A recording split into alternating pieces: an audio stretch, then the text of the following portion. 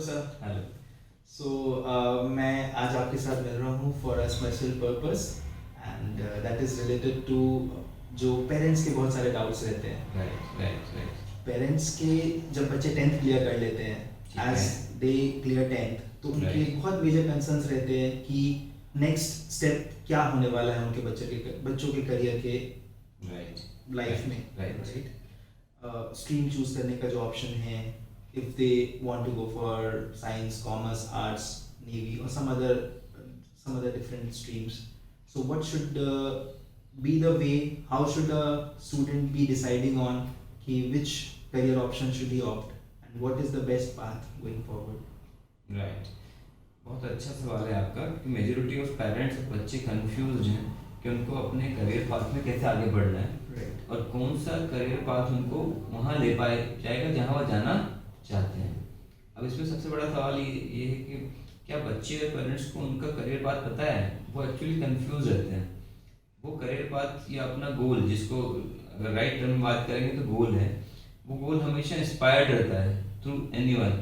वो कोई टीचर से हो सकता है, वो पड़ोसी से हो सकता है, वो उनके रिलेटिव से हो सकता है। वो उनका खुद का गोल नहीं होता। जो सबसे बड़ी इश्यूज आजकल के बच्चों में है या पेरेंट्स में है, वो दूसरे पेरेंट्स को देखकर या दूसरे बच्चे को देखकर अपने बच्चे का गोल सेट कर रहे हैं। वो उसके एस्पिरेशन पे, उसके ड्रीम पर उसका गोल सेट नहीं कर रहे। और अगर सीधी शब्दों में बात की जाए तो वो गोल ज़्यादातर टाइम पेरेंट्स का होता है, बच्चे का नहीं होता। तो इसी वजह से हम देखते हैं कि बहुत सारे बच्चे जो डिफिकल्ट या डिफरेंट स्ट्रीम में चले जाते हैं, वो ड्रॉप आउट्स होते हैं। वो बच्चे वो उस पाथ पर चल नहीं पाते, आगे बढ़ नहीं पाते, तो वो वापस बैक आउट हो जाते हैं।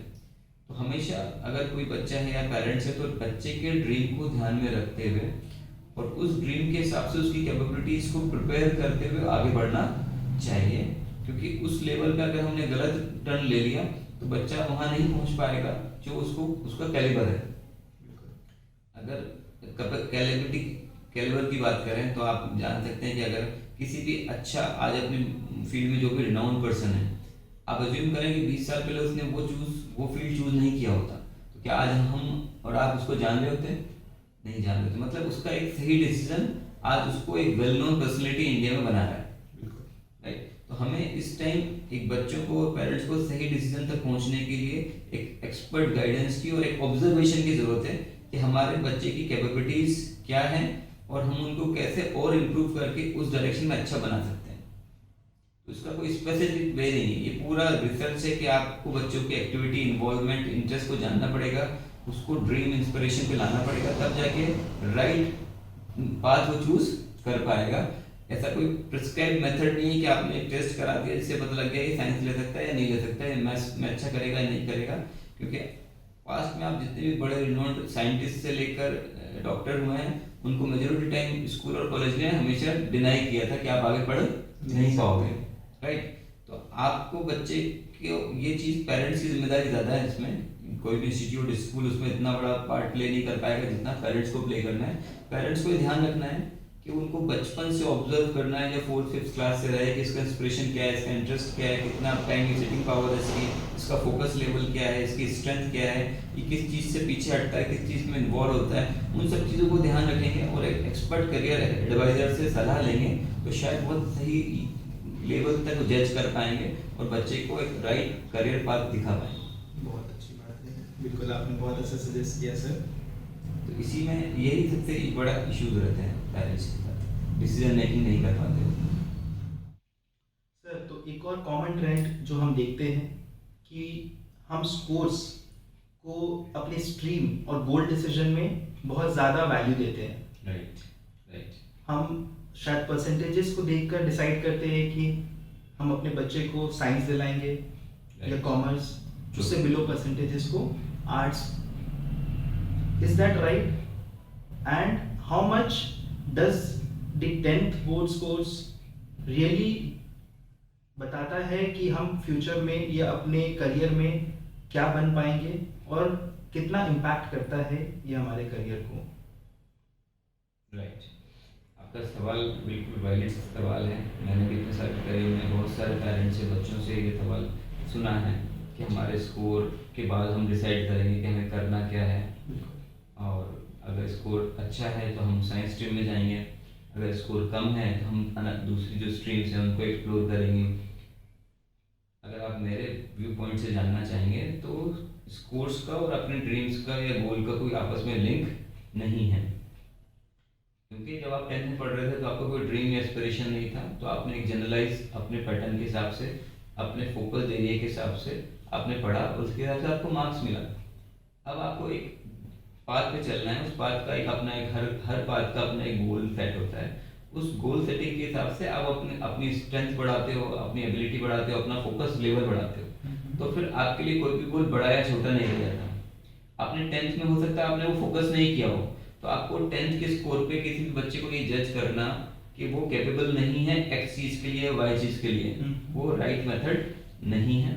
हमें हमेशा बच्चे की फोकस एरिया को देखना है कि उसका फोकस इस वक्त क्या है और उसकी वो एबिलिटी वो अचीव करने के लिए है या नहीं, उसकी कंसिस्टेंसी है या नहीं। हमें वर्क उसके गोल पे नहीं करना, गोल तो फिक्स है, उसकी कंसिस्टेंसी बढ़ाने की जरूरत है, उसका फोकस एरिया इंप्रूव करने की जरूरत है, या उसको कुछ स्पेशल गाइडेंस की जरूरत है, वो हमें थोड़ा सा समझ के आइडिया लगाना है। पेरेंट्स का एक काम है, बहुत इंपॉर्टेंट जिम्मेदारी है, जिसमें वो बच्चे को गाइड कर पाए कि इसको इस वक्त किस मेंटर की जरूरत है।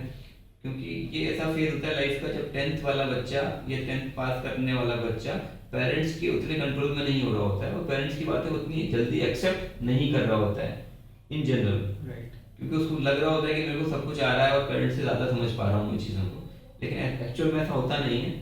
लेकिन फिर भी उसको क्या करना है, पेरेंट्स को एक बहुत स्मार्ट प्ले करना है, अपनी जगह एक मेंटर को इंट्रोड्यूस करना है और उस मेंटर के थ्रू उसकी डिस्कशन करके उसके ड्रीम को क्लियर करना है बच्चे को कि हाँ आपका ये ड्रीम है, उसको आप ऐसे, उसका पाथ ऐसे है, आप इतनी मेहनत करनी पड़ेगी, पर डे इतना पढ़ना पड़ेगा, ये फोकस एरिया रहेगा आपका, ये कमिटमेंट लेवल रहेगा और ये कंसिस्टेंसी रहेगी, तो जिससे आप गोल अचीव कर पाओगे।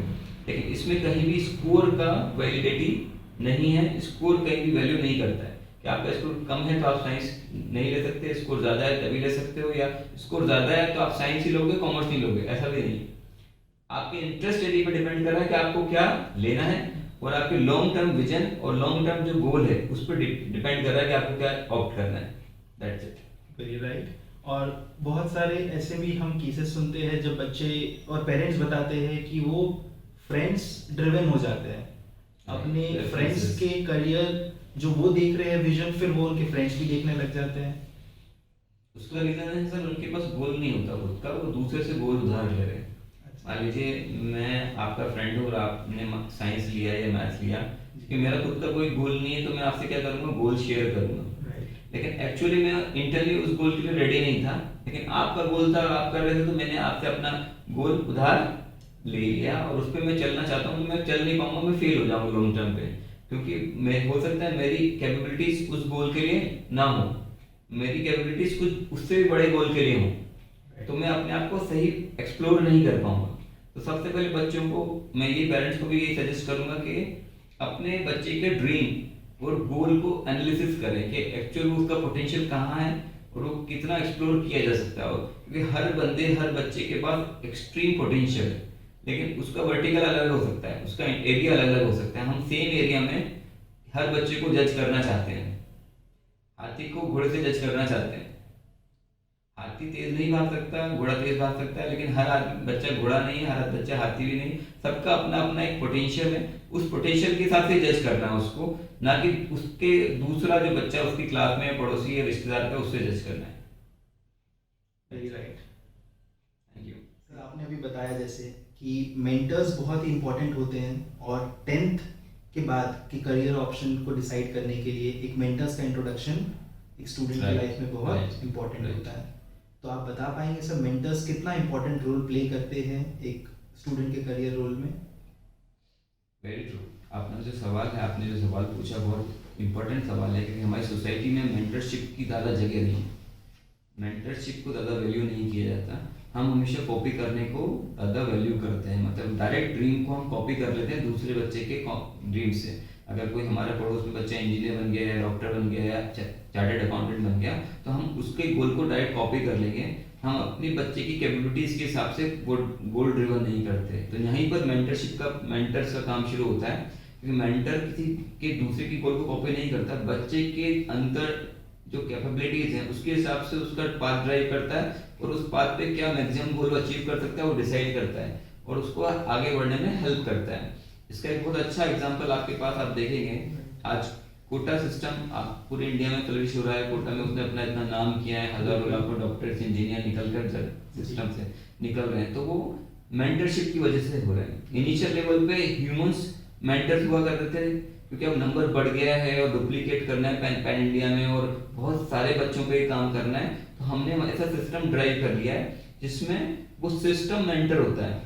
वो हमने कुछ पॉइंट बना लिया, अगर बच्चा उस पॉइंट्स को फॉलो करता है तो वो आगे बढ़ता जाता है और रिफाइन होता जाता है, और हर पॉइंट पे जितना रिफाइन होगा वो अपने गोल के पास पहुंचता जाता है। सबसे अच्छी बात क्या है, अगर मेंटर्स में तो ह्यूमन स्किल इन्वॉल्व है, तो वो लिमिटेड रहेंगे हमेशा। लेकिन अगर सिस्टम बन जाए तो सिस्टम को डुप्लीकेट किया जा सकता है, और जितना ज्यादा डुप्लीकेट होगा उतना आम बच्चों तक वो आसानी से एक्सेसिबल होगा, और जितना आम बच्चों तक इजीली एक्सेसिबल होगा उतना ही कन्वर्जन, बच्चों में ग्रूमिंग और बच्चों का गोल सेटिंग आसान हो जाएगा। और गोल सेटिंग भी नहीं, मैं तो बोलूँगा गोल अचीवमेंट आसान हो जाएगा। तो मेंटर्स हमेशा इंपॉर्टेंट है, चाहे वो सिस्टम के फॉर्म में हो या ह्यूमंस के, मतलब 1-to-1 इंटरेक्शन में करें, लेकिन मेंटर्स की भूमिका रहेगी अगर बच्चे को प्रोफेशनली और सक्सेस होना है। उतने successful doctors, engineers, CA, IAS officers हम अपने इंडिया में बना पाएंगे उसके लिए। बिल्कुल, वेरी राइट सर। तो आज के डेट में हम ये भी देख रहे हैं कि बच्चे साइंस स्ट्रीम के टूवर्ड्स, डॉक्टर्स, इंजीनियर्स बनने के टूवर्ड्स उनके इंटरेस्ट, उनका रुझान बहुत बढ़ता चला जा रहा है, और पेरेंट्स भी बच्चों को टूवर्ड्स इस स्ट्रीम को परस्यू करने के लिए बच्चों को इंटरेस्ट उस स्ट्रीम में बच्चे को भेजना चाह रहे हैं। राइट। सो क्या ये ऐसी क्या रीजन है जो साइंस स्ट्रीम बच्चों को मैग्नेट की तरह खींच रहा है, और क्यों ऐसा हो रहा है, ऐसा बेसिकली हो क्यों रहा है? देखिए, आजकल के ट्रेंड के हिसाब से आप एनालिसिस करेंगे तो बच्चे तो डे बाय डे, चाहे नीट का एग्जाम हो या जेई का एग्जाम हो, उनका ग्राफ बढ़ रहा है।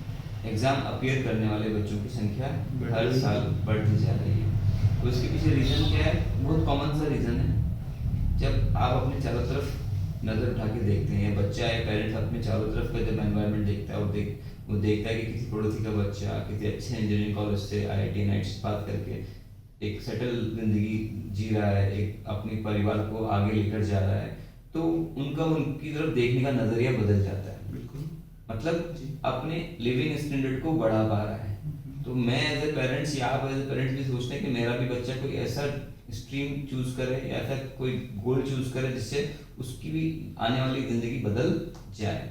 तो सबसे आसान होता है कि हम साइंस ले लें, इंजीनियर, डॉक्टर बन जाएं, और तो हम भी आगे बढ़ जाएंगे। बस हम यहाँ पे एक छोटी सी मिस्टेक करते हैं। हो सकता है उस बच्चे का ड्रीम हो और हमारे बच्चे का वो ड्रीम नहीं हो, तो भी हम तैयारी करा रहे हैं तो थोड़ा डिफिकल्ट हो जाएगा, रास्ता आसान नहीं रहेगा। अगर हम ड्रीम के साथ तैयारी कराएंगे तो हमारा रास्ता बहुत आसान हो जाएगा। हमें उसको अचीव करने में मेहनत नहीं लगेगी, बर्डन नहीं आएगा, थकान फील नहीं होगी। अगर हम ड्रीम को साथ लेकर चल रहे हैं तो, अगर बिना ड्रीम के लग रहे हैं तो वो बोझा ढोने जैसा हो जाएगा। तो हमें बच्चों को कोई भी सब्जेक्ट अलाइन कराने के लिए, इंजीनियरिंग मेडिकल बहुत अच्छा प्रोफेशन है और बहुत पूरी दुनिया उसके लिए एक अपॉर्चुनिटी की तरह वेट कर रही है। इतना बड़ा उसका क्राइटेरिया है, एरिया है कि आप कहीं भी पूरी दुनिया में काम कर सकते हो अगर आप अच्छे स्किल्ड कॉलेज से, नामी कॉलेज से पास आउट हो, चाहे डॉक्टर बनो या इंजीनियर बनो। लेकिन अगर आपके बच्चे का गोल उससे अलाइन नहीं है तो ये जो रास्ता है वो बहुत मुश्किल से कटेगा। तो मेरा हर पेरेंट्स को और बच्चों को यही सजेशन है कि आप अपने बच्चे को कोई भी स्ट्रीम चूज करने से पहले उस स्ट्रीम का जो गोल है वो क्लियर करें, और उस गोल पर चलने को अचीव करने का जो पाथ है उसको भी क्लियर करें थ्रू मेंटर गाइडेंस। जो भी मेंटर आप चूज करेंगे उसकी गाइडेंस में वो क्लियर कराएं, तभी एक बहुत आसान सफर उसके लिए जिंदगी के लिए रहेगा और वो बहुत अच्छे से उस सफर को कर पाएगा। बिल्कुल सर। और इन दिस चेंजिंग वर्ल्ड जैसा हम बता सकते हैं कि डिमांड एक बहुत ज़्यादा इंपॉर्टेंट होता है, क्योंकि वो भी देख रहे होते हैं कि आज से 4 साल बाद, 5 साल बाद वो कहाँ होंगे, कहाँ स्टैंड कर रहे होंगे। जी। तो उनके लिए भी एक अच्छी अपॉर्चुनिटी लग रही है कि हमारा फ्यूचर बहुत ही ब्राइट होने वाला है अगर हम इन स्ट्रीम्स को चूज करते हैं तो। हाँ, आज की प्रोस्पेक्ट्स में आप बोलेंगे तो बिल्कुल हाँ, रिक्वायरमेंट्स बहुत ज़्यादा हैं, पूरी दुनिया में अपॉर्चुनिटी भरी पड़ी हैं। मेडिकल ग्रेजुएट्स के लिए, इंजीनियरिंग ग्रेजुएट्स के लिए अपॉर्चुनिटी चारों तरफ है। बस हमें एक सही रास्ते पे आगे बढ़ने की जरूरत है, एक अच्छे कॉलेज से डिग्री हासिल करने की जरूरत है, अपॉर्चुनिटी का कोई कमी नहीं है। Very nice, thank you sir.